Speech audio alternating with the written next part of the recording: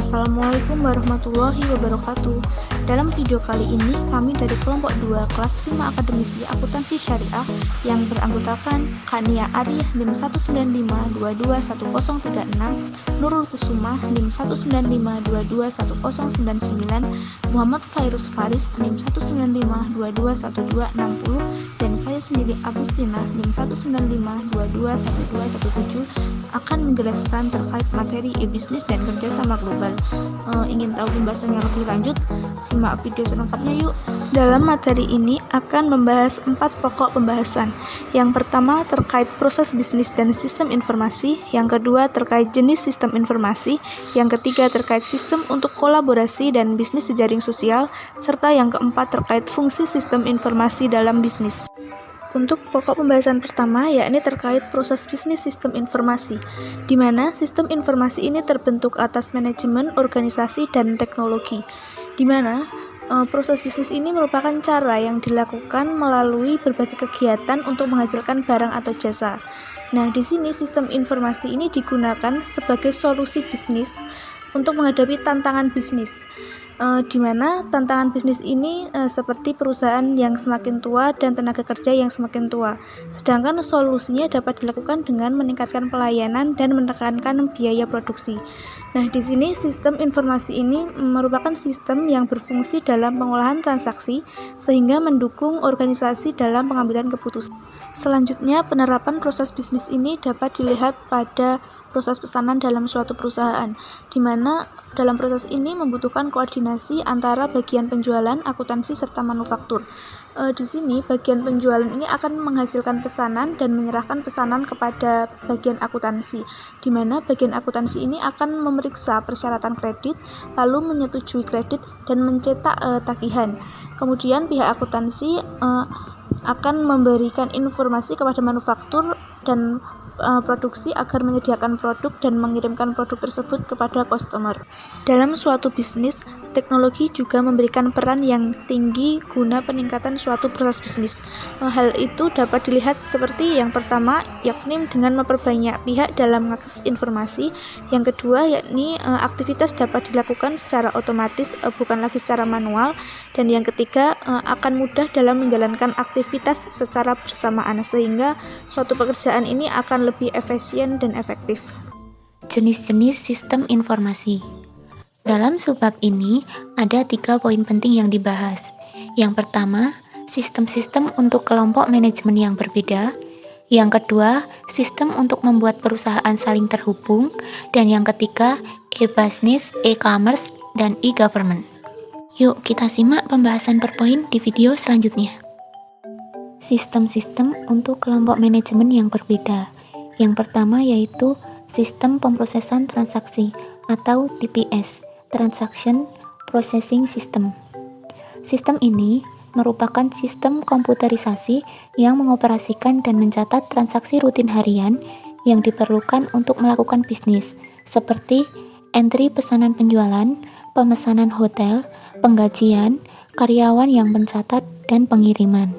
Sistem pemrosesan transaksi seringkali sangat penting bagi suatu perusahaan, di mana kegagalan pada TPS selama beberapa jam saja dapat mengakibatkan lumpuhnya suatu perusahaan berikut perusahaan-perusahaan lain yang menggunakannya. Yang kedua, sistem untuk intelligent business. Intelligent business menunjukkan segala hal yang dibutuhkan dalam pengambilan keputusan pada setiap tingkat manajemen. Sistem intelligent business untuk manajemen tingkat menengah membantu dengan cara memantau, mengontrol, mengambil keputusan, dan melakukan kegiatan-kegiatan administratif. Beberapa jenis sistem intelligent business mendukung lebih banyak pengambilan keputusan tanpa pengulangan atau non-rutin. Yang pertama, sistem pendukung keputusan atau DSS, berfokus pada masalah-masalah yang unik dan cepat berubah, yang prosedur dalam mencapai atau menghasilkan suatu solusi belum ditentukan sebelumnya secara keseluruhan. Yang kedua, sistem pendukung eksekutif atau ESS, membantu manajemen senior dalam mewujudkan keputusan-keputusan yang telah dibuat. Sistem ini ditujukan untuk mendukung pengambilan keputusan tanpa rutin yang membutuhkan pertimbangan, evaluasi, dan wawasan karena tidak ada prosedur terprogram yang telah ditetapkan sebelumnya untuk menciptakan solusi. Sistem untuk membuat perusahaan saling terhubung. Yang pertama, sistem perusahaan. Sistem ini digunakan perusahaan untuk mengintegrasikan proses bisnis pada area manufaktur dan produksi, keuangan dan akuntansi, penjualan dan pemasaran, serta sumber daya manusia ke dalam sebuah sistem perangkat lunak tunggal. Yang kedua, sistem manajemen rantai pasokan. Perusahaan menggunakan sistem ini untuk mengelola hubungannya dengan pemasok. Sistem ini membantu pemasok, perusahaan pembeli, distributor, dan perusahaan logistik berbagi informasi tentang pesanan, produksi, tingkat persediaan, serta pengiriman produk dan jasa sehingga mereka dapat memanfaatkan sumber daya, memproduksi, serta mengirim barang dan jasa secara efisien. Yang ketiga, sistem manajemen hubungan pelanggan. Perusahaan menggunakan sistem ini untuk mengelola hubungan mereka dengan pelanggan. Yang keempat, sistem manajemen pengetahuan.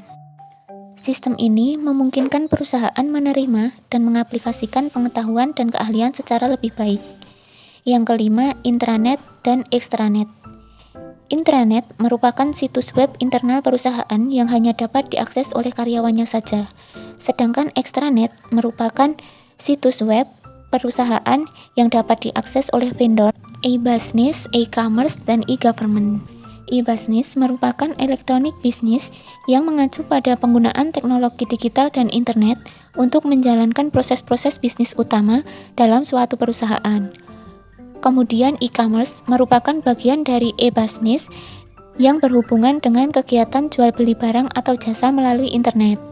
Yang terakhir yaitu e-government yang mengacu pada penggunaan teknologi aplikasi jaringan dan internet untuk memungkinkan pemerintah berhubungan dengan masyarakat, organisasi bisnis, sektor swasta, dan instansi pemerintah terkait lainnya secara digital.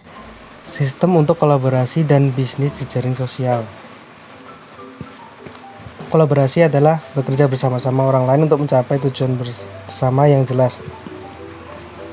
Kolaborasi berfokus pada penyelesaian tugas ataupun misi dan biasanya digunakan pada organisasi bisnis atau organisasi lainnya, atau antara satu bisnis dengan bisnis lainnya.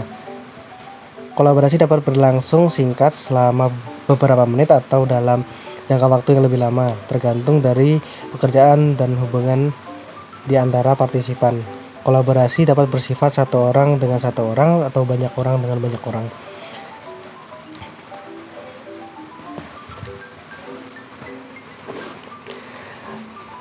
Alasan kolaborasi dan kerjasama tim menjadi lebih penting dikarenakan seperti di bawah.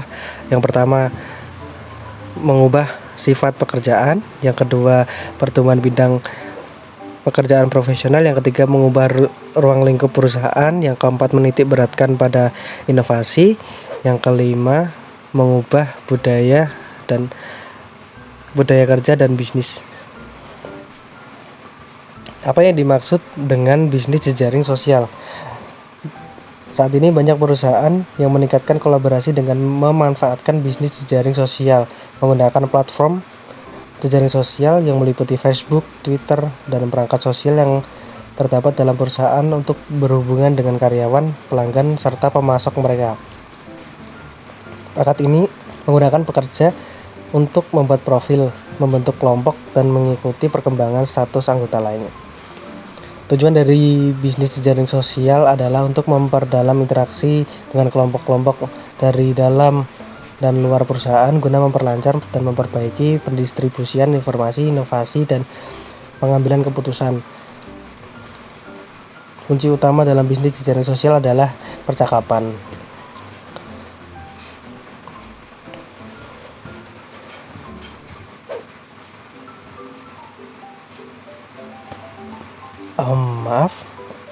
Manfaat bisnis dari kolaborasi dan bisnis jejaring sosial. Yang pertama itu produktivitas, yang kedua kualitas, yang ketiga inovasi, yang keempat customer service atau layanan pelanggan, yang kelima kinerja keuangan, keuntungan, penjualan, pertumbuhan. Membangun budaya dan proses bisnis yang kolaboratif. Di dalam perusahaan bisnis, kolaborasi tidak dapat terjadi secara spontan, terutama jika tidak ada budaya dan proses bisnis mendukung. Perusahaan bisnis terutama yang berskala memiliki reputasi pada masa lalu sebagai organisasi yang bersifat menerima dan mengendalikan, di mana semua masalah dan pemikiran penting dibebankan pada petinggi perusahaan dan kemudian memerintahkan bawahannya untuk menjalankan rencana dari manajemen senior. Pekerjaan manajemen tingkat menengah dianggap hanya sebagai penerus pesan dari tingkat atas ke tingkat bawah. Perangkat dan teknologi untuk kolaborasi dan bisnis jejaring sosial. Budaya kerja yang kolaborasi dan berorientasi tim tidak akan memberikan hasil apapun tanpa adanya sistem informasi yang memungkinkan terwujudnya semua itu. Ratusan perangkat dirancang untuk berhubungan dengan semua hal itu, meliputi 1 wiki, 2 virtual world, yang ketiga platform kolaborasi dan bisnis jejaring sosial, yang keempat virtual meeting system atau sistem pertemuan virtual, yang kelima Google Apps dan Cloud Collaboration Service, yang keenam Microsoft SharePoint, yang ketujuh Lotus Note. Daftar periksa bagi manajer mengevaluasi dan memilih perangkat kolaborasi dan jejaring sosial. Matriks kolaborasi ruang atau waktu berfokus pada 2 dimensi permasalahan dalam kolaborasi ruang dan waktu. Tempat atau lokasi juga menghalangi kolaborasi secara global, bahkan bagi perusahaan berskala nasional maupun regional. Mengumpulkan orang yang melakukan pertemuan secara fisik dan sulit karena lokasi fisik perusahaan yang tersebar atau lokasi perusahaan yang lebih dari satu, biaya perjalanan dan keterbatasan waktu yang dimiliki manajer. Fungsi sistem informasi dalam bisnis. Departemen Sistem Informasi adalah kelompok resmi dalam struktur organisasi yang bertanggung jawab dalam memberikan jasa atau pelayanan di sektor informasi. Departemen Sistem Informasi terdiri atas beberapa spesialis, yaitu yang pertama pemrograman. Pemrograman adalah spesialis yang dilatih mengenai hal-hal teknis secara mendalam, yang menulis rangkaian perintah dalam suatu program komputer. Yang kedua, analisis sistem. Analisis sistem melambangkan hubungan utama antara kelompok lainnya dalam perusahaan. Yang ketiga, manajemen sistem informasi. Manajemen sistem informasi adalah pemimpin dari tim pemrograman dan analisis, manajer proyek, manajer fasilitas, manajer telekomunikasi, ataupun spesialis database. Banyak perusahaan yang departemen sistem informasi dipimpin oleh kepala petugas informasi atau CEO. CEO adalah manajer senior yang mengawasi penggunaan teknologi informasi di perusahaan. Petugas keamanan utama atau SCO bertanggung jawab atas keamanan sistem informasi bagi perusahaan dan bertanggung jawab untuk menegaskan kebijakan keamanan informasi perusahaan. Keamanan sistem informasi dan membutuhkan melindungi untuk data pribadi sangat penting, sehingga perusahaan yang mengumpulkan sejumlah besar data pribadi telah menetapkan posisi untuk Chief Privacy Office atau CPO. CPO bertanggung jawab untuk memastikan bahwa perusahaan mematuhi undang-undang privasi data yang ada. Chief Knowledge Office atau CKO bertanggung jawab dalam program pengelolaan pengetahuan. Pengguna akhir atau end user adalah perwakilan dari departemen di luar kelompok sistem informasi di mana aplikasi yang dikembangkan diperuntukkan bagi mereka. Pengorganisasian sistem informasi. Tata kelola TI atau IT governance melibatkan strategi dan kebijakan dalam penggunaan teknologi informasi pada sebuah perusahaan. Tata kelola TI menspesifikasikan dan kerangka kerja untuk tujuan akuntabilitas guna menjamin teknologi informasi yang digunakan untuk mendukung strategi dan tujuan organisasi.